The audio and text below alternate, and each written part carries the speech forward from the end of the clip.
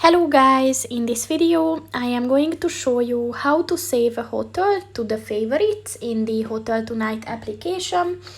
But first I just want to mention, don't forget to subscribe to my channel, because at 10,000 subscribers I am going to show you my whole YouTube revenue statistics and growth strategy, as well as how to make money online.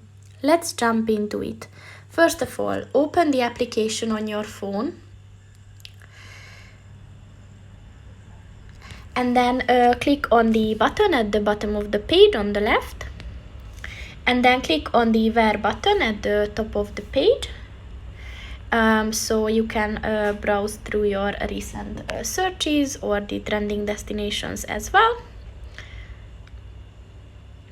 And if you like a hotel that you want to save for later, then just click on the heart button at the upper right corner of each section, so you can of course save multiple.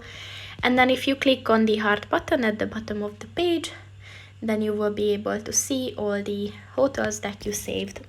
So that's pretty much it for this video, guys. See you in the next one. Goodbye.